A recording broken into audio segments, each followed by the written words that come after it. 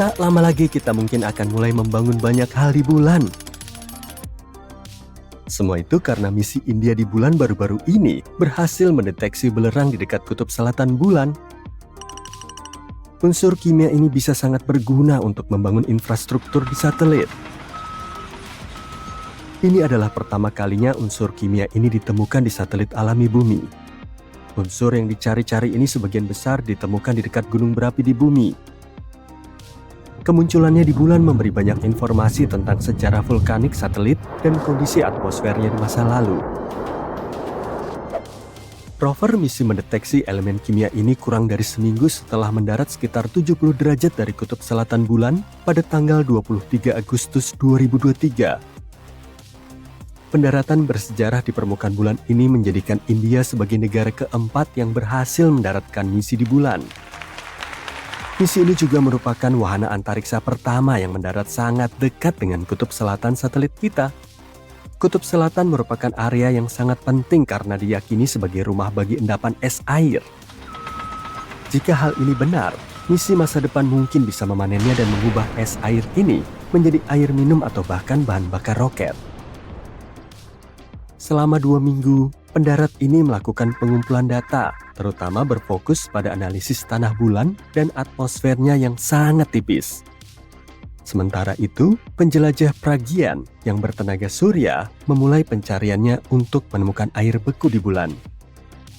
Adapun pendaratnya mendemonstrasikan prestasi luar biasa lainnya pada tanggal 3 September. Wahana ini menyalakan mesinnya dan mengangkat dirinya sendiri sekitar 41 cm ke udara. Kemudian pesawat ini melakukan lompatan kecil untuk mendarat 30-41 cm dari posisi semula. Sebenarnya ini adalah hal yang sangat penting. Bisa membawa pendarat kembali ke permukaan bulan sangat penting untuk misi-misi di masa depan. Untuk menunjukkan bahwa mereka bisa dengan aman mengembalikan sampel tanah atau bahkan astronot kembali ke bumi setelah misi di bulan. Pada bulan September, wahana antariksa India ini dimasukkan ke mode tidur. Malam bulan yang berlangsung selama 14 hari semakin dekat. Dan wahana antariksa ini tidak dirancang untuk mengumpulkan data ilmiah selama periode waktu tersebut. Sejauh ini kita sudah mengetahui beberapa temuan utama dari misi ini. Salah satunya terkait dengan pengukuran temperatur lapisan atas bulan pada kedalaman yang berbeda. Yang menarik, permukaan satelit di wilayah itu ternyata lebih panas dari yang diperkirakan. Sebelumnya, suhu di permukaannya diperkirakan hanya berkisar antara 20-30 derajat Celcius.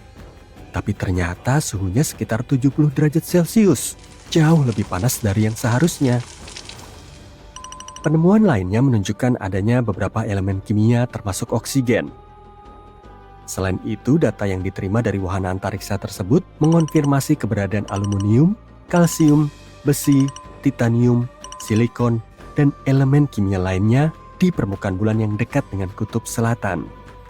Wahana ini juga menggunakan instrumen khusus yang dirancang untuk mengukur gempa dan gemuruh di bawah permukaan bulan agar mendeteksi aktivitas seismik. Hal ini membawa kita kembali pada belerang yang terdeteksi berkat spektroskop penjelajah. Para ilmuwan saat ini sedang berusaha mencari tahu apakah unsur ini terbentuk di permukaan secara alamiah atau akibat aktivitas vulkanik atau hantaman meteor. Benda menakjubkan lainnya yang ditemukan di bulan adalah batu, dan mungkin saja itu adalah batuan bumi tertua yang diketahui. Serpihan selebar 2 cm yang termasuk dalam koleksi batuan besar yang dibawa ke planet kita oleh para astronot Apollo itu bisa jadi merupakan pecahan bumi yang berusia 4 miliar tahun. Temuan ini bisa membantu kita melukiskan dengan lebih baik hantaman dahsyat yang dialami bumi di awal kehidupannya. Kejadiannya bisa seperti ini. Segera setelah batuan terbentuk, tumbukan asteroid mungkin melontarkannya dari bumi. Pada saat itu, satelit planet kita 3 kali lebih dekat ke bumi daripada saat ini. Tabrakan tersebut sangat kuat sehingga bongkahan batuan terestrial ini menemukan jalan menuju bulan. Kemudian pecahan ini tertelan oleh breksi lunar, batuan yang beraneka ragam. Batu tersebut dibawa pulang ke bumi oleh para astronot Apollo 14. Meskipun para ilmuwan telah menemukan meteorit yang berasal dari Mars dan bulan sebelumnya, ini adalah pertama kalinya batu dari bulan ternyata merupakan meteorit terestrial. Mereka juga menemukan bahwa batu tersebut terbentuk di lingkungan yang kaya air dengan temperatur dan tekanan yang sesuai dengan temperatur dan tekanan di sekitar 19 km di bawah permukaan planet kita. Pada tahun 2019, misi Chang'e 4 milik Tiongkok berhasil mencetak sejarah dengan mendarat di sisi jauh bulan. Wahana penjelajah misi ini membantu para peneliti memvisualisasikan struktur yang tersembunyi jauh di bawah permukaan satelit, mengungkap miliaran tahun sejarah bulan. Wahana Yutu 2 berhasil menemukan hal ini dengan bantuan Lunar Penetrating Radar. Wahana ini memotret jauh ke dalam permukaan bulan dan mendengarkan gema suara yang memantul dari struktur yang tersembunyi di bawah permukaan bulan. Ternyata struktur-struktur tersebut berada di kedalaman hampir 305 meter. Penelitian ini menunjukkan bahwa 40 meter pertama di bawah permukaan terdiri dari lapisan debu, tanah, dan bebatuan. Instrumen juga menemukan kawah tersembunyi yang pasti terbentuk setelah sebuah objek besar menabrak permukaan bulan. Dahulu kala, lava purba kemungkinan besar mengalir jauh di bawah tanah. Para peneliti percaya bahwa pecahan batuan di sekitar formasi tersebut mungkin merupakan puing-puing yang dihasilkan oleh tumbukan. Mereka juga menemukan bahwa lapisan batuan vulkanik semakin tipis jika semakin dekat ke permukaan. Variasi ketebalan aliran lava seperti itu bisa berarti penurunan jumlah dan besarnya letusan dari waktu ke waktu. Jadi aktivitas vulkanik bulan berangsur-angsur berkurang sejak pembentukan bulan sekitar 4,5 miliar tahun lalu. Di sisi jauh bulan, terdapat salah satu kawah tumbukan terbesar dan tertua di tata surya, yaitu cekungan kutub selatan Aitken. Sayangnya dari bumi, kita hanya bisa melihat tepi luarnya saja yang tampak seperti rangkaian pegunungan besar. Cekungan ini merupakan lekukan raksasa sedalam 13 km, berdiameter lebih dari 2.414 km dan menutupi seperempat permukaan bulan. Para astronom yakin kalau kawah ini terbentuk saat asteroid bertabrakan dengan bulan sekitar 4 miliar tahun lalu. Dan sekarang lihatlah bongkahan logam raksasa seukuran 4 negara bagian Connecticut ini. Mengenai beratnya dalam satuan kilogram, cukup dikatakan bahwa angka tersebut mengandung 18 angka 0. Massa misterius ini tersembunyi sekitar 290 km di bawah permukaan bulan di suatu tempat di tengah-tengah cekungan kutub selatan Aitken. Hal ini ditemukan ketika GRAIL, singkatan dari misi Gravity Recovery and Interior Laboratory NASA, mengumpulkan data tentang satelit alami kita. Ketika memeriksa informasi ini, para ilmuwan melihat bahwa di satu tempat di permukaan bulan ada perubahan gravitasi yang aneh. Setelah meneliti fenomena ini, mereka menyimpulkan bahwa ada sesuatu yang misterius yang membebani lantai cekungan di sana. Sejauh ini para peneliti belum menemukan asal-usul benjolan aneh itu, tapi ada beberapa teori. Salah satunya menyatakan bahwa temuan itu adalah bongkahan oksida padat yang muncul ketika bulan baru saja terbentuk. Saat itu, satelit ini masih diselimuti oleh lautan magma purba, dan bongkahan tersebut bisa jadi terbentuk pada tahap akhir pendinginan. Namun sebagian besar ilmuwan mendukung teori lain yang menyatakan bahwa massa yang membingungkan itu merupakan bagian dari asteroid raksasa yang pernah menciptakan cekungan kutub selatan Aitken. Karena benda itu terbuat dari logam, kemungkinan besar benda itu adalah inti asteroid yang terbuat dari besi dan nikel. Mungkin ada labirin tabung lava di bulan. Belum lama ini, para astronom menerima hasil pemotretan topografi bawah tanah dan menemukan gua besar di bawah permukaan satelit bumi itu. Gua itu bisa jadi merupakan hasil dari aktivitas vulkanik bulan yang terjadi lebih dari 3 miliar tahun lalu. Aliran lava mengeras, menciptakan kerak yang tebal dan keras di bagian luar. Tapi di dalam, lava terus mengalir, melelehkan batuan dan menciptakan terowongan dan gua. Sejumlah lubang kecil di permukaan bulan yang ditemukan oleh NASA tampaknya merupakan bukaan menuju tabung lava tersebut. Jika teori ini dikonfirmasi, terowongan bawah tanah mungkin tidak hanya berfungsi sebagai lokasi yang nyaman untuk misi luar angkasa yang diawaki manusia, tapi juga sebagai sumber air yang sangat dibutuhkan oleh para astronot. Oke, aku resmi menyerah pada harapan bahwa bulan terbuat dari keju. Wow, bahkan Gouda juga bukan. Bulan bulat yang mengilap atau pisang yang melengkung atau separuh koin tergantung pada fase yang sedang dilaluinya memiliki lapisan-lapisan berbeda di dalamnya. Sama seperti bumi, salah satu lapisan ini disebut inti dalam. Sekitar 20 tahun lalu, para ilmuwan mengamati bagaimana bulan berotasi. Dari data tersebut, mereka menyimpulkan bahwa bulan memiliki inti luar yang cair, tapi inti dalamnya sulit untuk dipelajari. Jadi mereka tidak tahu apakah lapisan itu padat seperti batu atau lumer seperti cairan panas. Tapi sekarang, semua sudah lebih jelas. Para astronom telah mengumpulkan data dari berbagai misi, termasuk misi Apollo, di mana para astronot pergi ke bulan dan mengumpulkan informasi secara langsung. Selain itu, mereka juga menggunakan teknik khusus yang disebut data seismik. Metode ini mempelajari bagaimana gelombang suara bergerak melewati benda-benda. Contohnya gempa bumi di bumi. Ketika gempa bumi terjadi, tercipta gelombang yang merambat di dalam tanah. Para ilmuwan dapat mendeteksi dan menganalisis gelombang ini untuk mempelajari interior bumi.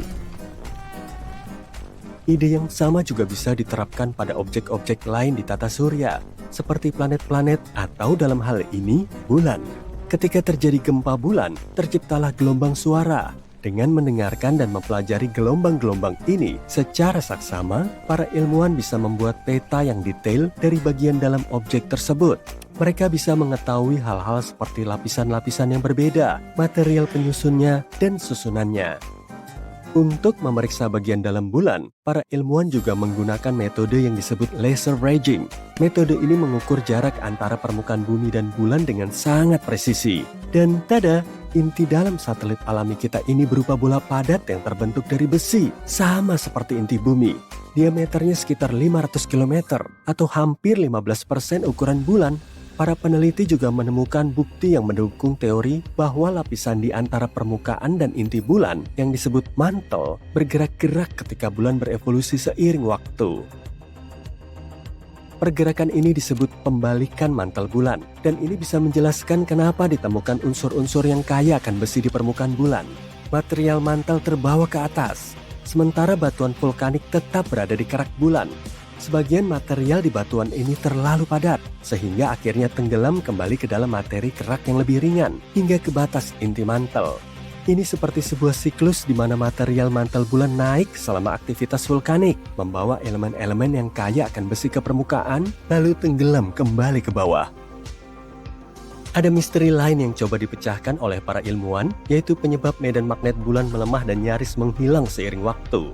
Tampaknya, setelah kita tahu tentang inti besi dan pembalikan mantel global, kita mungkin akan mendapatkan lebih banyak jawaban tentang medan magnet bulan. Dengan mengetahui seperti apa inti dalamnya, kita bisa lebih memahami sejarah bulan dan juga seluruh tata surya.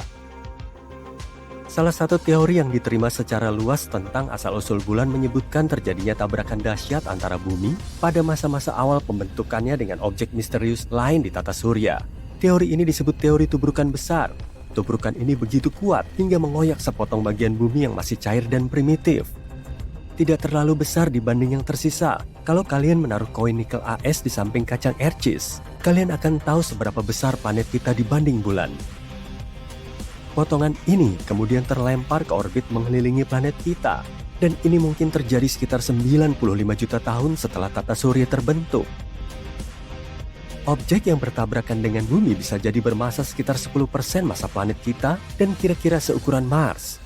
Ini masuk akal karena bumi dan bulan memiliki komposisi yang mirip. Tentu saja, ada gagasan lain tentang proses terbentuknya bulan.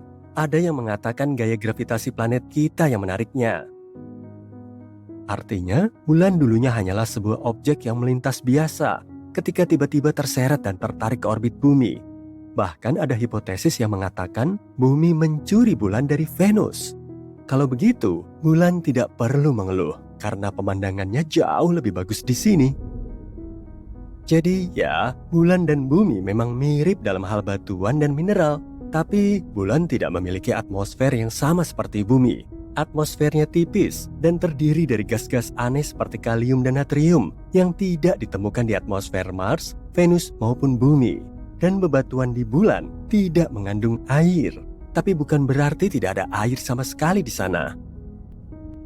Dulu, pada abad ke-17, para astronom melihat bintik-bintik gelap yang besar di permukaan bulan.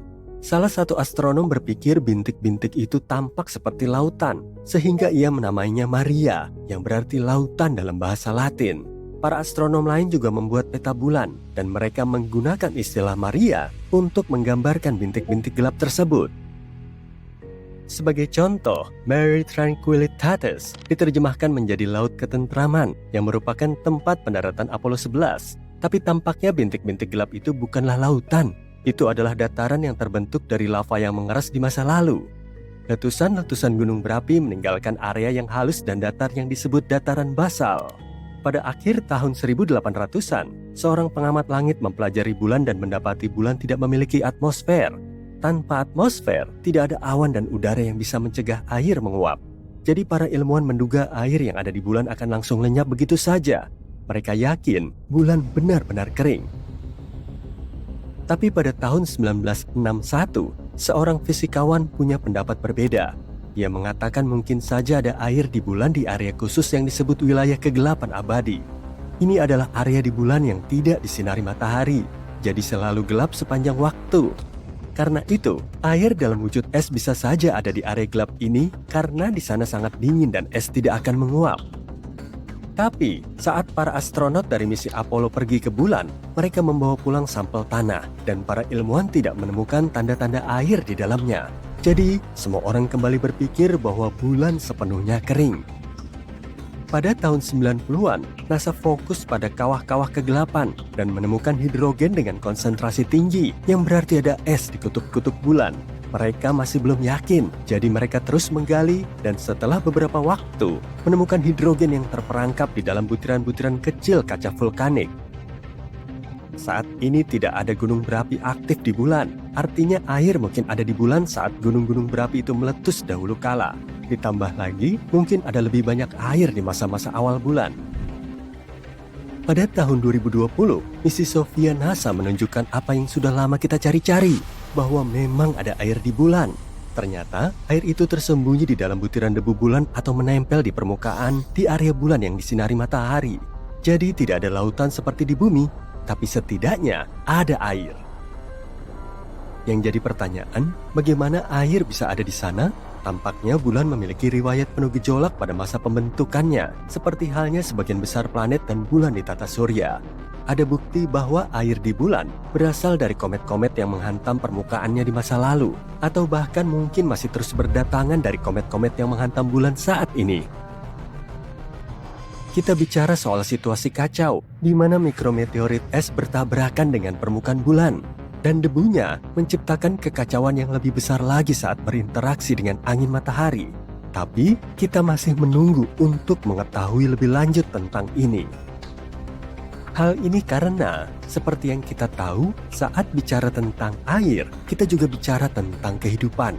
Itulah kenapa kita ingin tahu lebih banyak tentang misalnya semua es yang tersembunyi di kawah kutub di bulan. Mungkin es itu bisa mengajari kita lebih banyak tentang bagaimana kehidupan terbentuk di bumi. Mungkin komet yang membawa semua elemen yang dibutuhkan ke sini. Lalu, bagaimana kalau ada juga elemen-elemen itu yang terjebak dalam es di bulan?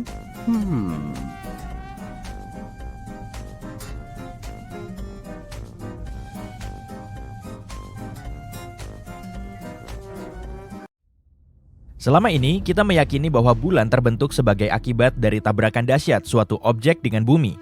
Sebuah objek angkasa seukuran Mars mungkin mendorong dirinya sendiri ke planet kita dan membuat sebagian keraknya pecah. Puing-puing yang tercipta kemudian menyatu dalam bentuk bola padat yang kemudian menjadi bulan kita. Tapi ada satu pertanyaan yang mengusik para ilmuwan. Kerak bumi miskin akan logam. Jadi, kenapa ada banyak logam di dalam bulan? Penelitian terbaru pada dasarnya membuang teori utama tadi jauh-jauh. Jadi sekali lagi kita tidak tahu apa-apa tentang asal mula tetangga terdekat kita itu. Di bulan, besi terjaga dalam kondisi murninya karena nggak ada oksigen di sana. Jadi besi nggak bisa berkarat. Tapi beberapa tahun lalu, para ilmuwan membuat penemuan yang tak terduga. Di daerah yang lebih tinggi di satelit kita, besi teroksidasi dan berkarat. Pada awalnya, temuan ini bikin para astronom bingung. Kehadiran karat ini mungkin berarti manusia bisa bernapas setidaknya di area tertentu di bulan. Tapi kemudian penjelasannya muncul. Oksigen mungkin masuk ke batu tak berpenghuni ini dari planet kita sendiri. Dengan tidak adanya atmosfer, angin surya terus menerpa bulan tanpa ada yang bisa menghentikannya. Suar ini bisa menyedot oksigen dari lapisan atas atmosfer bumi dan membawanya sampai ke bulan. Molekulnya kemudian menetap di titik tertinggi permukaan bulan. Itu bisa menjelaskan kenapa logam tidak teroksidasi di jurang-jurang dan terutama di bawah permukaan bulan. Air di bumi merupakan teka-teki yang diselimuti misteri dan dipenuhi tanda tanya. Teori yang paling populer adalah air dibawa ke planet kita oleh komet es dan asteroid, yang bukan cuma meninggalkan kawah besar, tapi juga zat cair yang membuat makhluk hidup terus berkembang sampai sekarang. Tapi ada teori baru yang menawarkan skenario lain. Di luar angkasa ada banyak sekali bahan organik dan dalam kondisi tertentu, bahan itu bisa menghasilkan air yang cukup untuk mengisi lautan kita ribuan kali lipat. Para peneliti melakukan percobaan di mana mereka memanaskan bahan organik ini dan mereka memperoleh air serta minyak jernih. Jika terkonfirmasi dalam penelitian selanjutnya, artinya minyak mungkin muncul di bumi bukan cuma berkat sisa-sisa fosil makhluk hidup saja, tapi juga berasal dari luar angkasa. Perubahan iklim yang kita saksikan kemungkinan besar adalah bagian dari siklus alam. Para peneliti dari Universitas California, Santa Cruz, telah menemukan pola dalam variasi iklim planet kita dan bentuknya seperti musim yang sangat panjang. Terkadang, keadaan ini bisa bertahan sampai jutaan tahun dan semuanya terkait dengan posisi bumi yang relatif terhadap matahari. Musim ini dinamai ice house, cool house, warm house, dan hot house sesuai dengan suhunya. Selama 3 juta tahun terakhir misalnya, planet kita sudah berada dalam keadaan ice house karena zaman es terakhir belum terlalu lama berlalu. Tapi tindakan manusia ditambah efek rumah kaca telah mendorong keadaan iklim bumi ke warm house jauh lebih cepat dibandingkan jika tidak ada kita. Saat akhirnya tiba, suhu keseluruhan di bumi akan naik seperti suhu di daerah tropis dan ini tidak pernah terjadi di bumi selama lebih dari 50 juta tahun. Harus senang atau sedih ya? Kembali ke bulan lagi. Kamu bisa melihat bulan di berbagai tempat dengan berbagai ukuran dan bahkan dalam berbagai warna setiap malamnya. Ukuran dan lokasinya mudah dijelaskan.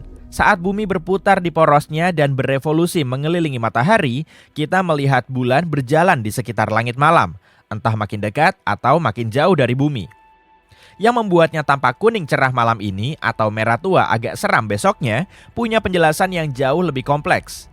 Kalau dilihat dari luar atmosfer bumi, warna alami bulan adalah abu-abu kecoklatan. Tapi dari permukaan planet kita, warnanya sangat bervariasi. Kalau dilihat tepat di atas kepala, biasanya bulan kelihatan terang dan hampir putih karena cahaya pantulnya melewati lapisan atmosfer yang relatif tipis. Hampir nggak ada yang menghalangi dan membiaskan kilaunya, jadi bulan terlihat putih. Bulan bisa kelihatan kuning, jingga, atau bahkan merah saat terlihat tepat di atas cakrawala. Efek ini mirip dengan yang terjadi saat matahari terbit atau terbenam, waktu matahari kelihatan merah. Dari sana, cahaya merambat jauh lebih lama untuk sampai ke mata kita dan banyak bagian biru dari spektrumnya menghilang. Ini mengubah warna cahayanya menjadi variasi yang jauh lebih hangat. Satelit alami kita juga bisa kelihatan biru dan alasannya adalah adanya partikel halus di udara. Partikel ini membiaskan cahaya, jadi bulan nggak pernah seperti yang terlihat di luar atmosfer kita. Tapi saat bentuknya lebih besar dari biasanya, warnanya jadi kebiruan. Terakhir, ada kejadian sangat langka saat bulan bisa terlihat ungu. Nggak ada yang tahu pasti kenapa ini terjadi. Tapi para astronom meyakini itu pasti kombinasi antara atmosfer, partikel debu, dan mungkin hal lain. Sayangnya, belum ada penjelasan yang pasti. Gempa bulan bukanlah fenomena fiksi ilmiah. Gempa bulan memang nggak terjadi sesering di planet kita. Dan saat terjadi, letaknya lebih dekat ke pusat bulan. Para ilmuwan berpikir gempa bulan mungkin disebabkan oleh gravitasi bumi dan matahari. Gempa Mars juga ada loh. Selama ini, planet merah itu dianggap tidak aktif secara tektonik. Tapi pengamatan terkini menunjukkan bahwa Mars masih mengalami gempa lemah dari waktu ke waktu. Kamu mungkin nggak bisa merasakannya kalau berdiri di permukaan Mars. Tapi artinya ada proses geologis yang masih berlangsung di bawah lanskap merah dan berdebu ini. Bulan nggak punya sisi gelap. Satelit kita terkunci dengan bumi. Artinya bulan selalu menghadap kita pada satu sisi, sementara sisi lainnya selalu membelakangi kita. Matahari jelas lebih jauh dari kita dibanding bulan. Bumi dan bulan pun berputar mengitari matahari, membuat sisi manapun terpapar sinar matahari dan menghangat. Artinya, sesekali dalam waktu singkat, bulan diterangi oleh matahari dari kedua sisi. Kita aja yang nggak bisa melihatnya dari sini. Tiap tahun, bulan bergerak menjauh dari bumi karena interaksi antara gaya gravitasi bulan dan lautan kita.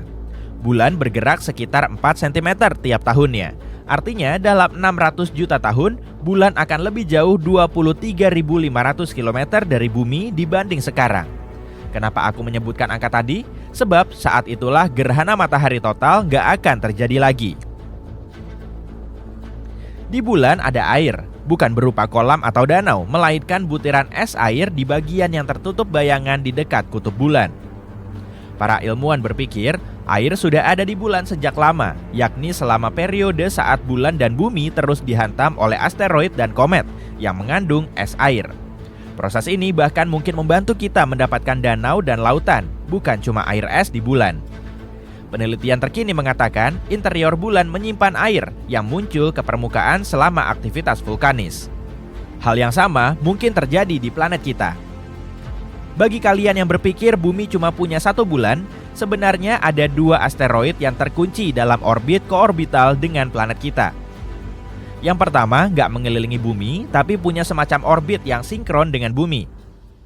Itu sebabnya asteroid ini kelihatan mengikuti bumi dalam orbit yang stabil, padahal kenyataannya punya jalur khusus sendiri di sekitar matahari. Yang satunya mengikuti orbit tapal kuda di sekitar planet kita. Jalur spesifiknya membawa asteroid ini lebih dekat dengan kita setiap 95 tahun. Bulan punya zona waktunya sendiri yang dinamai waktu standar bulan. Waktu di bulan itu berbeda. Setahun di sana dibagi menjadi 12 hari, mengingat masing-masing harinya sama seperti satu bulan bumi. Hari-hari ini mulai dinamai setelah astronot berjalan di bulan. Kalender bulan pun dimulai saat Neil Armstrong melangkah di bulan pada tahun 1969. Kerak bulan tidak sama tebal di semua bagiannya. Ketebalan rata-ratanya sekitar 50 km, tapi ada area yang jauh lebih tipis dan jauh lebih tebal. Terkadang penyebabnya adalah kawah di seluruh permukaannya dan ada juga tabung berongga besar di bawahnya. Pengorbit bulan menemukan satu tabung seperti ini beberapa tahun lalu dan ukurannya lumayan besar. Meski bentuknya nggak beraturan, tabung ini bisa menelan satu lapangan sepak bola loh. Para ilmuwan masih belum yakin apa yang bisa mereka temukan di dalamnya. Mungkin ada sistem terowongan atau keajaiban geologis di sana. Penjelasan paling populernya itu adalah tabung lava yang juga bisa ditemukan di bumi. Saat mendingin, aliran lava membentuk kerak keras yang kemudian mengental dan menciptakan semacam atap di atas lava yang sama. Lava itu terus mengalir, tapi saat berhenti, salurannya bisa mengering, sehingga menghasilkan tabung kosong tadi. Mars memiliki beberapa wajah. Tidak, sungguh. Pada tahun 1976, ketika Viking 1 orbiter mengamati planet merah ini, ia melihat sesuatu yang menarik. Sebuah struktur besar yang tampak seperti wajah manusia. Struktur itu berada di wilayah yang disebut Cydonia. Tempat itu segera menjadi sangat populer. Tak lama kemudian, kita juga menemukan apa yang disebut wajah bermahkota di Libya Montes. Mars secara umum memiliki banyak struktur aneh di sana. Pada tahun 2022, kita melihat sebuah struktur seperti pintu di sana. Kendaraan penjelajah Curiosity milik NASA mengambil beberapa foto gundukan batu yang disebut tebing timur di Gunung Sharp. Gundukan ini memiliki retakan alami di dalamnya, dan salah satunya seukuran pintu anjing, seperti sesuatu dari makam Mesir kuno. Banyak orang membesar-besarkan cerita itu. Gambar tersebut dibagikan secara luas di media sosial, membuat retakan tersebut terlihat lebih besar dari yang sebenarnya.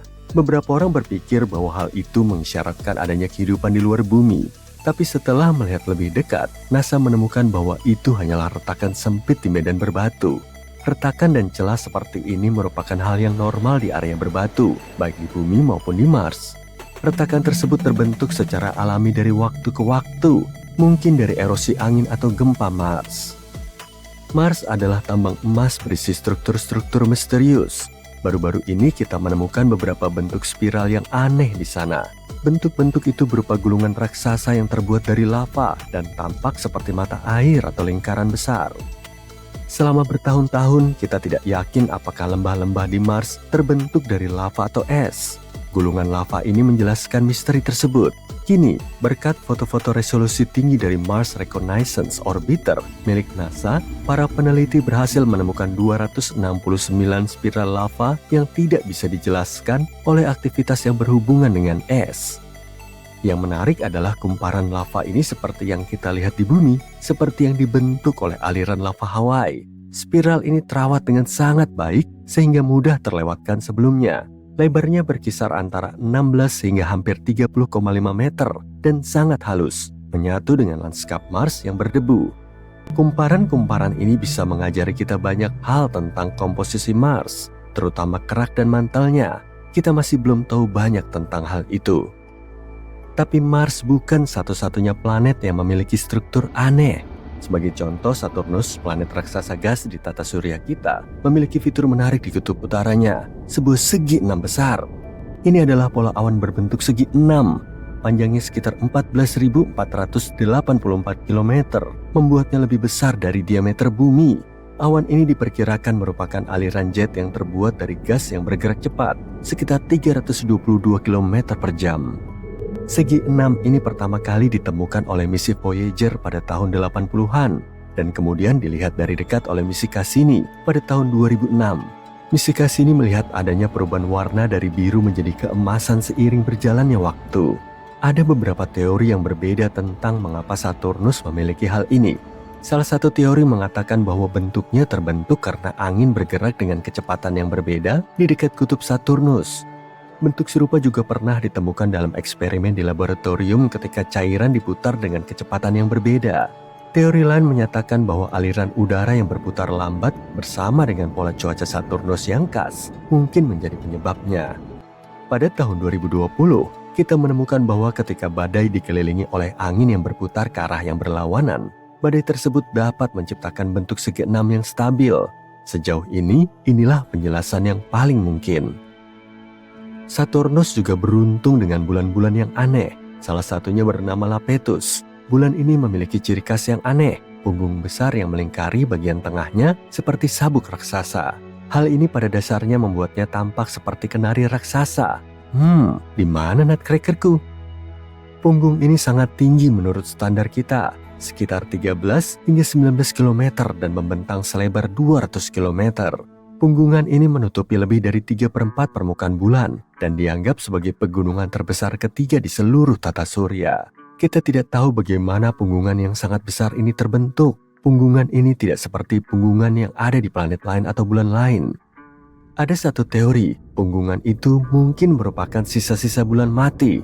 Miliaran tahun yang lalu, tabrakan kolosal menghancurkan bongkahan-bongkahan materi di Lapetus. Potongan-potongan ini mengitari bulan membentuk bulan mini atau subsatelit. Seiring waktu, tarikan gravitasi Lapetus mencabik-cabik bulan mini ini dan menciptakan cincin puing-puing di sekelilingnya. Ketika puing-puing dari cincin-cincin ini jatuh kembali ke Lapetus, puing-puing tersebut membentuk punggungan besar yang kita lihat sekarang. Para astronom menduga proses ini terjadi dengan cepat, mungkin dalam waktu berabad-abad. Gravitasi Saturnus tidak ikut campur karena untungnya jarak Lapetus dengan Saturnus cukup jauh. Jika Lapetus berada lebih dekat dengan Saturnus, bulannya mungkin akan tertarik.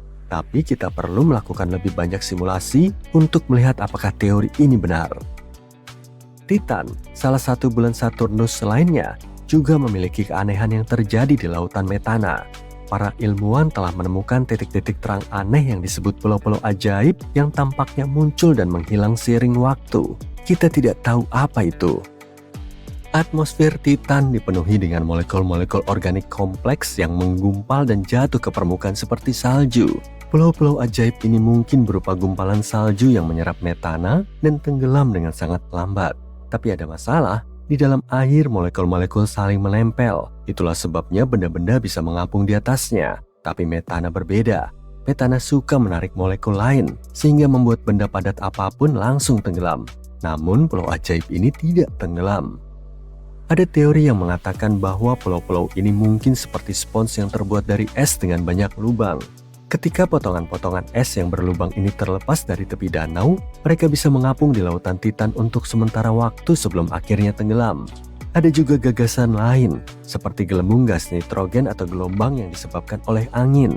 Kita perlu penelitian lebih lanjut agar mengetahui dengan pasti. Bulan memang aneh, lihat saja bulan kita. Pada tahun 1971, kita menemukan sebuah petak dengan tanah yang hilang di bulan kita dan tampak seperti danau biru. Mereka menamai tempat misterius ini Ina. Kita pertama kali melihatnya selama misi Apollo 15 pada tahun 1971. Kemudian misi Apollo 17 mengambil gambar yang lebih jelas. Bintik yang berbentuk seperti huruf D kebiruan ini merupakan salah satu hal teraneh di bulan. Warna tersebut berasal dari batuan khusus yang kaya akan titanium yang disebut basalt. Batuan ini menutupi lantai Ina dan membuatnya terlihat biru. Ada juga area kebiruan di dekat tepi gundukan di dalam Ina. Ina sangat unik dan mungkin memiliki sejarah yang panjang. Ina mungkin memiliki aktivitas vulkanik dengan gundukan-gundukan yang berusia sekitar 3,5 miliar tahun. Itu mirip dengan usia permukaan perisai vulkanik yang mengelilingi Ina. Bulan kita juga memiliki wajahnya sendiri, seperti wajah di Mars. Ada area di dekat kutub selatan bulan yang tampak seperti wajah, tapi itu hanyalah sekumpulan kawah dan bayangan yang membentuk gambar menyerupai wajah ketika dilihat dari jauh. Kawah-kawah ini telah ada di sana selama miliaran tahun dan menutupi sekitar 16% permukaan bulan. Beberapa kawah ini bahkan memiliki air dan es di dalamnya. Kamu mungkin bertanya-tanya mengapa ada begitu banyak wajah di tata surya kita. Itu karena otak kita sudah terprogram untuk mengenali wajah, bahkan di tempat yang tidak ada wajahnya. Ini adalah fenomena yang disebut pareidolia. Otak kita mencoba memahami bentuk. Jadi ketika kita melihat sesuatu yang mirip manusia, otak kita mengubahnya menjadi manusia karena bentuknya familiar. Seperti ketika kamu melihat sosok bayangan di kursi dengan pakaian. Bahkan di Merkurius, beberapa orang melihat bentuk seperti Mickey Mouse. Jadi jangan khawatir, ini bukan kehidupan di luar bumi. Itu otak kita yang mempermainkan kita, membuat kita melihat bentuk-bentuk yang kita kenal, seperti wajah, bahkan di tempat yang sebenarnya tidak ada. Sudah puluhan tahun sejak pendaratan berawak di bulan terakhir, Apollo 17 yang terjadi pada bulan Desember 1972. Bukankah sudah saatnya kita berpikir untuk kembali ke satelit berdebu kita dan bahkan mungkin tinggal di sana? NASA telah membuat janji tentang hal ini. Mereka bersiap untuk mengirim astronot ke bulan lagi, mungkin pada tahun 2025. Ini semua akan terjadi melalui program yang disebut Artemis. Program ini juga akan mengikut sertakan wanita pertama yang pernah menjelajahi permukaan bulan. Sekarang kamu mungkin bertanya, mengapa kita belum melakukannya? Seorang mantan administrator NASA mengatakan sesuatu yang menarik tentang masalah ini. Ini bukan karena masalah ilmiah atau teknologi. Masalahnya adalah proyek-proyek potensial memakan waktu terlalu lama dan terlalu mahal. Kamu tahu perjalanan luar angkasa, terutama jika melibatkan manusia, tidaklah mudah untuk dilakukan. Memang benar dalam beberapa tahun terakhir, NASA memiliki anggaran miliaran dolar. Kedengarannya seperti uang yang cukup banyak kan? Tidak jika kamu melihat daftar tugas mereka. Itu karena mereka harus mempertimbangkan semuanya, mulai dari teleskop dan proyek roket raksasa hingga misi yang juga menargetkan matahari, Jupiter, Mars, dan lainnya. Jika dilihat seperti ini, NASA harus pandai mengatur anggaran untuk mencapai semua tujuan tersebut. Namun ini bukan hanya karena masalah keuangan. Bulan sendiri cukup bermasalah. Bulan memiliki bahaya nyata yang tidak bisa dianggap enteng. Sebagai permulaan, permukaannya dipenuhi dengan kawah dan batu-batu besar yang tidak mudah untuk didarati. Lalu ada debu bulan atau regolith jika kamu ingin menyebutnya dengan nama ilmiahnya. Debu ini terbentuk selama bertahun-tahun akibat hantaman meteorit. Debu ini sangat keras dan menempel pada segala sesuatu. Debu ini berpotensi merusak pakaian antariksa, kendaraan, dan sistem dengan cepat. Selain itu, berurusan dengan habitat bulan juga tidak mudah. Bulan tidak memiliki atmosfer pelindung.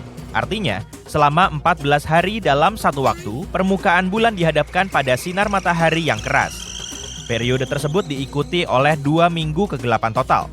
Semua perubahan ini menciptakan suhu yang ekstrim yang tidak biasa bagi manusia. Ada solusinya, jangan khawatir. NASA sedang mengembangkan pakaian dan kendaraan antariksa yang tahan debu dan matahari. Mereka bahkan sedang mengembangkan sistem yang dapat memasok listrik selama malam-malam di bulan. Yang lebih menarik lagi dari sistem ini adalah sistem ini juga bisa berguna di Mars begitu kita sampai di sana. NASA juga perlu merekrut orang-orang yang sangat cerdas untuk proyek-proyeknya. Coba pikirkan, usia rata-rata orang yang bekerja untuk mission control untuk Apollo 13 hanya 26 tahun. Dan orang-orang ini telah menjadi bagian dari banyak misi pada saat itu. Artinya, mereka telah memiliki banyak pengalaman sejak usia yang sangat muda. Namun disinilah individu-individu lain juga dapat membantu. Dalam beberapa tahun terakhir, bukan hanya NASA yang telah bekerja tanpa lelah untuk merevolusi perjalanan luar angkasa. Ada banyak orang sukses di luar sana yang memiliki sumber daya yang cukup untuk ikut serta dalam upaya ini. Beberapa di antaranya sedang mengembangkan jenis roket baru yang dapat mendarat di bulan. Secara keseluruhan, NASA mendaratkan 12 orang di satelit kita. Ini jelas merupakan salah satu momen paling mengagumkan dalam sejarahnya, kalau bukan yang terbaik. Dan para astronot itu melakukan hal-hal yang luar biasa di sana. Mereka membawa pulang bebatuan, mengambil foto, melakukan eksperimen sains, dan bahkan meninggalkan bendera. Semua itu merupakan momen penting dalam misi Apollo. Tapi, misi-misi itu tidak dimaksudkan untuk menciptakan tempat yang aman bagi manusia di bulan. Para ilmuwan telah memiliki gagasan tentang stasiun luar angkasa bulan sejak lama. Itu masuk akal. Lagi pula, itu hanya perjalanan 3 hari dari bumi. Artinya, secara teknis kita bisa melakukan sedikit kesalahan di sana-sini tanpa mengacaukan keseluruhan proyek. Ditambah lagi, kita akan belajar banyak sebelum menjelajah lebih jauh ke luar angkasa. Pangkalan di bulan bisa menyediakan bahan bakar untuk misi luar angkasa yang lebih dalam. Kita juga bisa membangun teleskop di sana dan meluncurkannya dengan lebih mudah di luar angkasa. Ini juga dapat membantu kita dalam proyek penting lainnya, mencari cara untuk membuat Mars layak huni. Selain itu, stasiun luar angkasa bulan akan membantu kita mempelajari lebih lanjut tentang asal-usul bulan. Siapa tahu, itu bahkan bisa menghasilkan uang, karena semua wisata bulan yang menyenangkan dan menarik. Bagaimanapun, program bulan Apollo membutuhkan banyak pekerjaan. Sebagai permulaan, mari kita lihat jumlah orang yang terlibat. Sekitar 400.000 orang dari seluruh penjuru Amerika Serikat. Tidak semuanya berjalan dengan sempurna, sulit. Ada 2 peristiwa utama yang tidak menguntungkan. Pertama, kecelakaan kebakaran di landasan peluncuran Apollo 1. Kedua, sebuah tangki oksigen memutuskan untuk mengamuk di Apollo 13, menyebabkan masalah parah di tengah misi. Bagian penting dari proyek ini adalah Saturnus 5. Hingga hari ini, roket ini merupakan roket terkuat yang berhasil diterbangkan dengan ketinggian 36 lantai. Masih sulit membayangkannya? Saat berdiri, roket ini 2 kali lebih tinggi dari air terjun Niagara. Berkat Saturnus 5, NASA berhasil menyelesaikan 13 misi. Ini termasuk mengantar 24 astronot ke bulan, dengan setengah dari mereka bahkan berjalan-jalan di permukaannya. Roket dan pesawat ulang-alik yang ada saat ini tidak dapat melampaui orbit rendah bumi. Sederhananya, mereka tidak dapat mencapai bulan dengan semua gadget yang dibutuhkan astronot untuk berkembang. Kendaraan luar angkasa yang ada saat ini tidak mampu membawa beban tersebut, setidaknya tidak sejak misi Apollo. Terlepas dari itu, kita telah membuat banyak kemajuan di bumi dan siap untuk mengirim astronot ke satelit kita dalam waktu dekat. Disinilah proyek Artemis muncul. Ini adalah program yang diawasi oleh NASA. Dan untuk memastikan semuanya berjalan dengan baik, NASA sebelumnya meluncurkan Orion, sebuah pesawat ruang angkasa tanpa awak untuk mengorbit bulan dan kembali ke bumi. Anggap saja, ini sebagai uji coba otomatis. Sebelum kita benar-benar mengirim orang ke luar angkasa lagi, kita harus memastikan semua perangkat bekerja dengan baik. Suatu hari nanti, Orion akan menjadi kendaraan yang akan membawa astronot ke bulan lagi. Wahana ini memiliki sistem pembatalan peluncuran untuk menjaga astronot tetap aman jika sesuatu yang buruk terjadi selama peluncuran. Orion juga memiliki modul servis yang merupakan pembangkit tenaga listrik yang mengisi bahan bakar dan mendorong Orion dan menjaga astronot tetap hidup dengan air, oksigen, daya, dan kontrol suhu. Semua proyek masa depan ini membuat kita bertanya-tanya akan seperti apa kehidupan di bulan nantinya.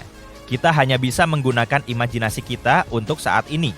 Ada yang bilang kita akan tinggal di rumah yang seperti di negeri dongeng, seperti lubang hobbit yang nyaman. Tinggal di bawah tanah di bulan mungkin merupakan suatu keharusan.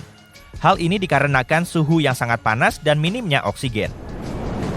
Jika ditambah dengan ancaman meteorit dan radiasi tanpa henti, tak heran kalau kita tidak bisa berjalan di permukaannya.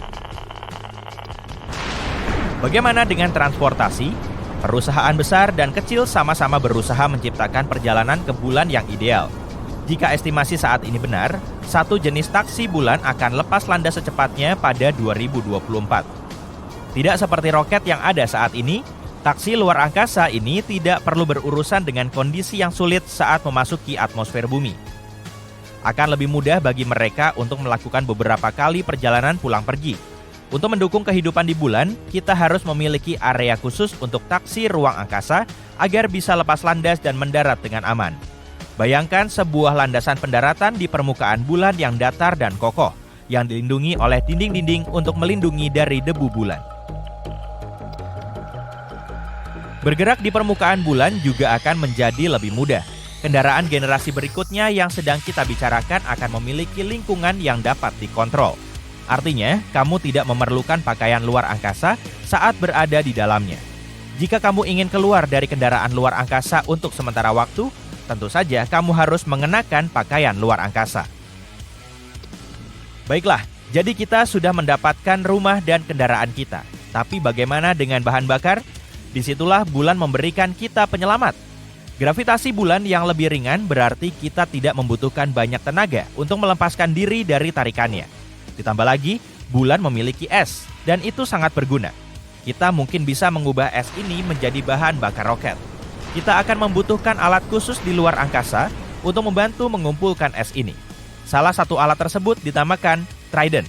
Alat ini seperti bor, cocok untuk menggali permukaan es bulan. Robot pembantu lainnya akan mengubah es ini menjadi bahan bakar dan mengirimkannya ke pom bensin luar angkasa. Jika ini berhasil, roket-roket yang sedang dalam perjalanan ke Mars bisa mampir untuk mengisi bahan bakar sebelum melanjutkan perjalanannya. NASA memiliki beberapa rencana luar biasa untuk bulan. Misalnya, program bulan ambisius mereka berikutnya, Artemis II. Mereka telah menetapkan tujuan untuk mendaratkan astronot, termasuk wanita pertama dan juga pria berikutnya di bulan pada tahun 2024. Misi Artemis adalah membangun kehidupan yang berkelanjutan di bulan. Mereka berencana untuk membangun gerbang bulan, semacam stasiun ruang angkasa di orbit bulan yang akan berfungsi sebagai titik tolak pendaratan di bulan. Dan jangan lupakan pendaratan bulan yang keren itu. Para ilmuwan sedang mengembangkan roket sistem peluncuran luar angkasa yang akan meluncurkan wahana antariksa Orion yang membawa astronot menuju bulan. Lalu, ada juga sistem pendaratan manusia, pendarat bulan yang akan mendarat dengan lembut di permukaan bulan sehingga para astronot dapat mengeksplorasi dan melakukan eksperimen ilmiah yang menakjubkan. Dan NASA tidak akan pergi sendirian kali ini. Mereka bekerja sama dengan mitra internasional seperti Badan Antariksa Eropa untuk mewujudkan mimpi ke bulan ini. Tapi semua mimpi indah ini bisa saja hancur oleh sesuatu yang tampaknya sangat kecil dan tidak signifikan pada awalnya. Bayangkan ini, tidak ada atmosfer, tidak ada udara untuk dihirup, dan tiba-tiba kabut misterius dan pancaran cahaya muncul saat matahari terbit dan terbenam. Seolah-olah bulan sedang menampilkan pertunjukan langit. Namun, ada sisi lain dari keindahan ini. Selama misi Apollo 17 pada tahun 1962, pemandangan indah ini membuat salah satu astronot NASA, Harrison Smith, bersin dan matanya berair. Dia menyebutnya rinitis alergi bulan. Radang misterius ini menyerang ke-12 orang pejalan kaki di bulan. Mulai dari bersin-bersin hingga hidung tersumbat, para astronot itu mengalami gejala-gejala seperti terserang flu. Butuh waktu berhari-hari sampai reaksi tersebut menghilang. Ketika para ilmuwan mengetahui tentang sinar-sinar ini, Mereka menyingsingkan lengan baju dan menyelidiki asal-usulnya. Dan inilah yang mereka temukan. Pita-pita cahaya itu sebenarnya disebabkan oleh sinar matahari yang menyelinap melalui lapisan-lapisan debu bulan yang sangat kecil. Debu itu terdiri dari partikel-partikel kecil dan pecahan kaca yang tajam dan bersembunyi di mana-mana. Dan ternyata debu bulan ini adalah penjahat yang licik. Debu ini membawa banyak sekali masalah. Para astronot yang mendapati diri mereka mengalami gangguan penglihatan hanyalah permulaan. Pengacau ini bahkan melangkah lebih jauh lagi, merusak mesin-mesin yang berharga dan menyebabkan kerusakan elektronik. Debu-debu ini bahkan bisa menimbulkan korosi pada komponen dan berbau seperti mesiu yang terbakar di dalam pesawat ruang angkasa. Astaga! Ia menempel pada segala sesuatu, melapisi permukaan seperti selimut yang nakal. Ia bisa menyumbat peralatan, masuk ke dalam mesin-mesin yang halus, dan bahkan mengacaukan pakaian antariksa para astronot. Pada tahun 1962, keadaan menjadi sangat kacau lagi. Para astronot Apollo 17 menghadapi mimpi buruk. Setelah hanya 22 jam melenggang di permukaan bulan, pakaian antariksa mereka mengalami kerusakan yang tidak dapat diperbaiki. Ya, kamu tidak salah dengar, tidak bisa diperbaiki. Debu mengurangi mobilitas para astronot, membuat mereka lebih sulit untuk bergerak dan melakukan moonwalk dengan anggun. Dan sekeras apapun mereka berusaha membersihkannya, debu itu tetap menempel, membuat kondisi pakaian antariksa jadi memprihatinkan. Jadi, begitulah, ada beberapa tantangan serius untuk misi ke bulan di masa depan. Tapi, para ilmuwan pemberani kita tidak menyerah. Untuk memecahkan masalah ini, mereka harus memahami bagaimana debu bulan terbentuk dan kenapa debu itu sangat lengket. Mereka menemukan bahwa semuanya berawal dari tumbukan meteorit. Ketika menabrak bulan, batu-batu angkasa ini menghasilkan debu halus yang memenuhi udara. Kadang-kadang, tumbukan ini bahkan menyebabkan mineral meleleh, membentuk pecahan-pecahan kaca tajam yang bercampur dengan debu. Pantas aja permukaan bulan seperti itu. Debu tersebut juga mengandung silikat, bahan yang biasa ditemukan di planet-planet vulkanik. Menghirup silikat bisa menyebabkan masalah paru-paru yang serius bagi para penambang di bumi. Jadi bisa dibayangkan masalah yang bisa ditimbulkannya di bulan. Sebuah penelitian baru-baru ini menemukan bahwa 1 sendok debu replika bulan saja sudah cukup beracun untuk menghancurkan hingga 90% sel paru-paru dan otak yang terpapar debu tersebut. Tapi, keadaan bisa lebih buruk lagi. Gravitasi rendah di bulan membuat partikel-partikel kecil itu bisa melayang-layang lebih lama dan masuk lebih dalam ke paru-paru. Bayangkan menghirup partikel yang 50 kali lebih kecil dari rambut manusia selama berbulan-bulan, jelas masalah besar. Di permukaan bulan, keadaannya sedikit berbeda dengan di sini. Tidak ada hujan badai atau hembusan angin kencang yang menerbangkan debu-debu ini. Juga tidak ada atmosfer yang melindungi permukaannya. Jadi, tanpa adanya kekuatan alami angin dan erosi air seperti yang kita alami di bumi, partikel-partikel kering ini tetap bertahan. Dan yang lebih mengherankan lagi, bulan terus-menerus dihujani radiasi matahari. Paparan ini memberikan muatan listrik pada debu. Angin matahari menciptakan partikel bermuatan positif dan negatif. Partikel-partikel itu kemudian berterbangan, saling tolak-menolak, dan memunculkan pita-pita cahaya yang disaksikan oleh para astronot Apollo 8. Seperti pesta disko di bulan. ESA, Badan Antariksa Eropa, telah mengumpulkan tim ahli untuk mempelajari debu bulan. Mereka bekerja dengan simulasi debu bulan yang ditambang dari wilayah vulkanik di Jerman untuk memahami perilaku dan efeknya. Para insinyur juga perlu menemukan cara untuk melindungi astronot dan peralatan di masa depan. Para insinyur di NASA ingin menciptakan pakaian antariksa yang bisa bertahan bukan hanya 1, bukan 10, tapi 100 kali aktivitas luar kendaraan di permukaan bulan. Itu seperti menghabiskan 800 jam di luar sana, menjelajah dan bersenang-senang. Selain itu, NASA memprakarsai tantangan ide terobosan dan inovatif pada tahun 2021.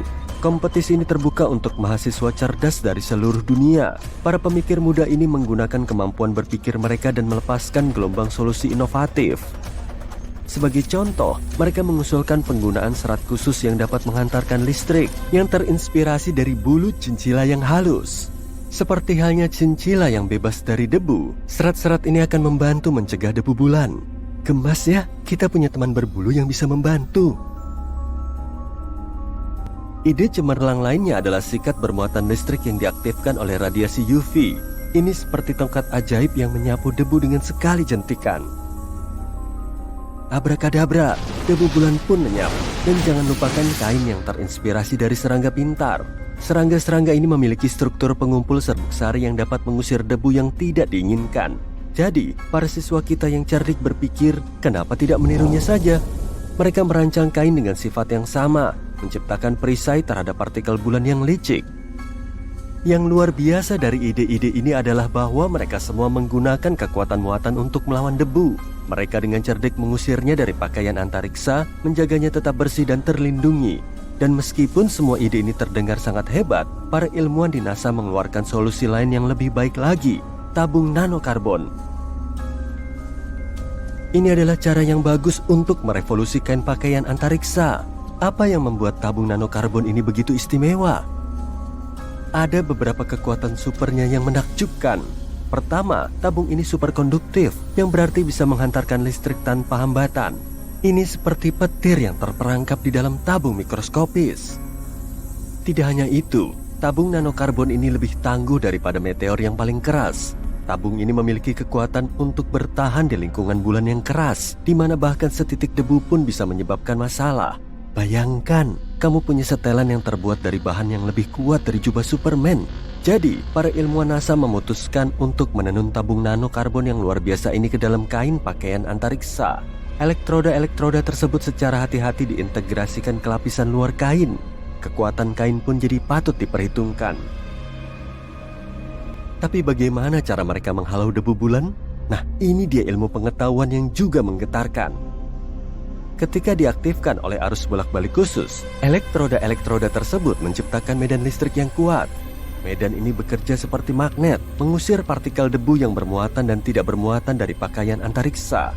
Bayangkan ini seperti pesta dansa, di mana partikel debu adalah tamu tak diundang dan medan listrik adalah tukang pukulnya yang dengan cepat mengusir mereka keluar.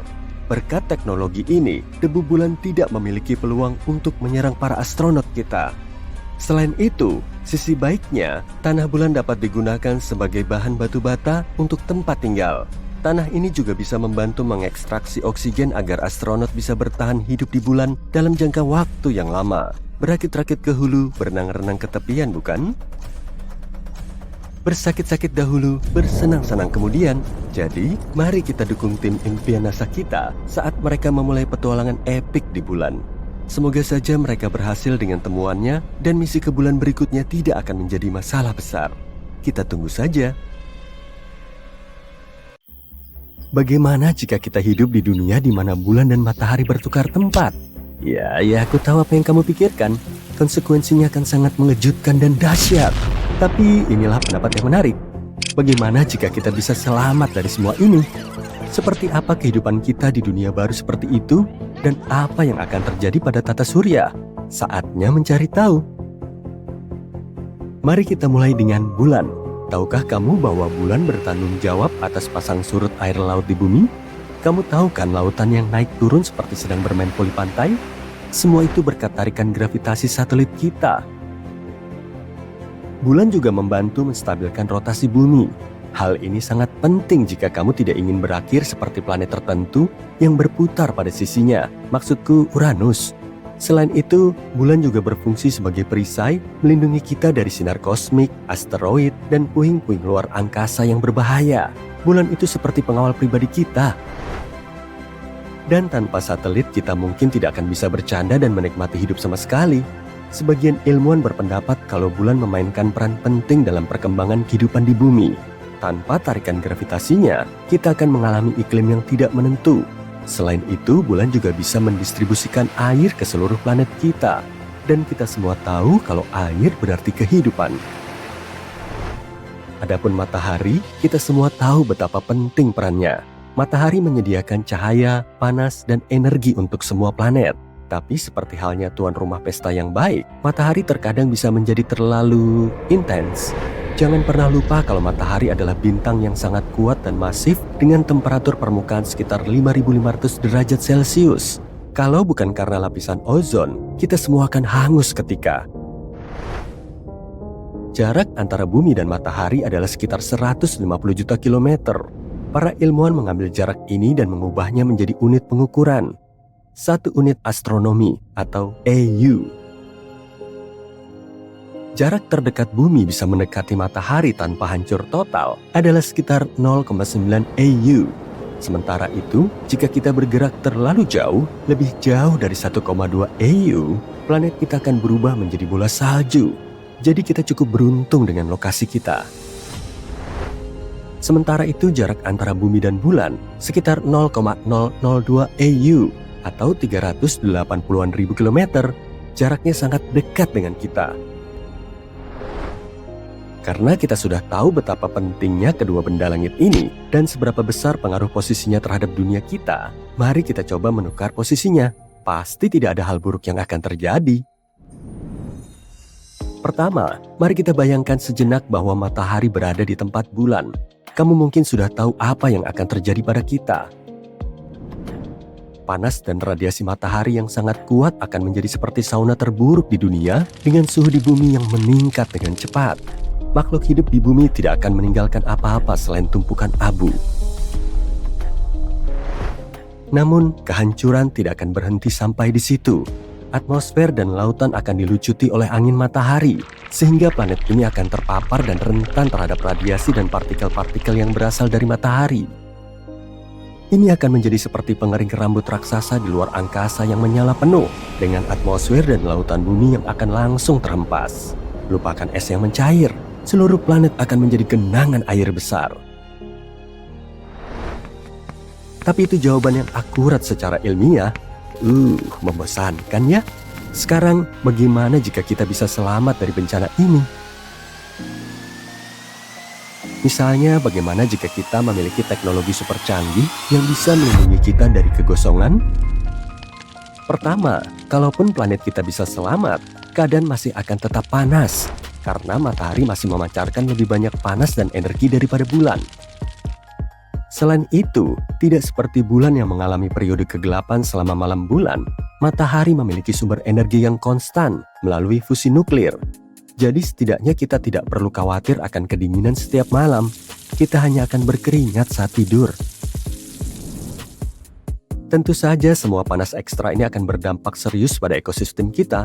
Tumbuhan dan hewan harus beradaptasi untuk bertahan hidup, dan kita mungkin akan melihat beberapa perubahan besar dalam cara kehidupan di bumi.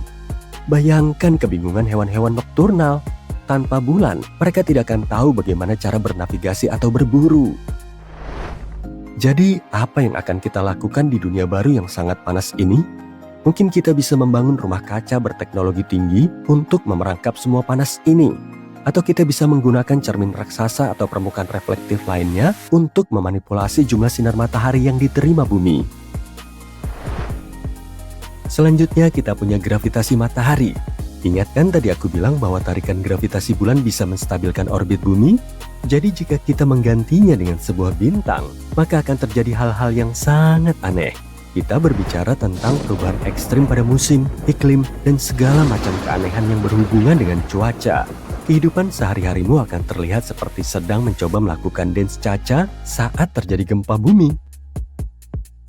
Rotasi bumi juga akan semakin cepat secara drastis. Ini berarti siang hari yang lebih pendek, malam hari yang lebih panjang, dan banyak kebingungan dengan jam kerja dan hari ulang tahun. Jadi apakah ada cara untuk mengatasinya? Secara hipotesis, kita bisa menggunakan pesawat ruang angkasa besar atau teknologi lain agar menyesuaikan orbit dan rotasi bumi secara artifisial. Sebagai contoh, kita bisa meluncurkan roket atau pesawat keluar angkasa yang secara perlahan-lahan akan mendorong planet kita ke orbit baru yang lebih stabil dan konsisten. Dan bukan hanya itu saja, semua permainan gravitasi ini juga berarti gelombang pasang baru dengan proporsi epik. Ombak yang begitu tinggi, sehingga para peselancar membutuhkan tabung oksigen hanya untuk menaikinya. Bayangkan mencoba mengemudikan perahu melewati badai sambil mengendari kuda bronco. Yeehaw! Bulan juga mencampurkan nutrisi di lautan dan membantu mendukung kehidupan laut. Jadi jika kita menukar matahari dengan bulan, air yang kaya nutrisi itu akan hilang. Lautan akan menjadi sup yang tergenang dan tidak bernyawa, tanpa ganggang dan plankton untuk menemani kita. Kita harus makan sandwich rumput laut dan minum air desalinasi untuk bertahan hidup. Dan jujur saja, tidak ada orang yang mau hidup di dunia tanpa sushi. Lalu apa yang bisa kita lakukan? Kita bisa mencoba menciptakan pasang surut secara artifisial atau meniru tarikan gravitasi bulan pada lautan. Seperti menggunakan pompa atau mekanisme lain untuk memindahkan air dalam jumlah besar, sehingga menciptakan efek pasang surut yang serupa. Atau kita bisa mencoba membantu kehidupan laut agar beradaptasi dengan lautan baru yang minim nutrisi, mungkin dengan mengembangkan budidaya ikan atau aquaculture. Terakhir, jangan lupakan radiasi. Matahari pada dasarnya adalah pabrik radiasi. Hal ini dapat mengacaukan kesehatan dan perangkat elektronik kita. Kamu pikir ponselmu sudah rapuh sekarang? Bayangkan apa yang akan terjadi dengan ponsel di bawah suar matahari raksasa. Jadi kita membutuhkan teknologi perisai yang sangat canggih untuk melindungi kita. Bahan yang dapat menahan suhu yang lebih panas dari sekadar api dan medan magnet yang cukup kuat agar menangkis partikel bermuatan. Oh, dan banyak sekali tabir surya. Singkatnya, jika kita mengganti posisi bulan dengan matahari dan entah bagaimana berhasil menghindari konsekuensi bencana, itu akan menjadi dunia yang sama sekali berbeda dari yang kita ketahui. Tapi bukan hanya bumi yang akan merasakan dampaknya. Jadi apa yang akan terjadi pada tata surya kita? Sebagai permulaan, jika matahari dengan tarikan gravitasinya yang luar biasa mengambil alih posisi bulan, maka akan terjadi kekacauan serius pada orbit planet-planet lain. Planet-planet itu akan meluncur ke arah yang tidak menentu seperti bom bongkar. Planet-planet itu juga akan merasakan kepribadian matahari yang berapi-api. Planet-planet itu harus berhadapan dengan radiasi dan partikel bermuatan. Terakhir, medan magnet matahari sangat kuat. Dan jika matahari menggantikan posisi bulan, planet-planet lain akan dipaksa menari mengikuti iramanya. Hal ini bisa menyebabkan badai listrik, aurora, dan efek listrik yang luar biasa di mana-mana. Dan apa yang akan terjadi pada bulan itu sendiri? Sayangnya kekuasaannya di pusat tata surya kita tidak akan bertahan lama. Kemungkinan besar bulan akan mulai mengorbit matahari dan dimakan oleh matahari, atau terbang seperti burung bebas. Jadi begitulah, lelucon kosmik yang berakibat fatal. Apa yang bisa kita katakan? Mari kita bersyukur bahwa skenario seperti itu tidak mungkin terjadi secara fisik. Dan sebagai gantinya, mari menikmati bulan yang indah dan matahari yang memberi kehidupan dari jarak yang aman dan nyaman.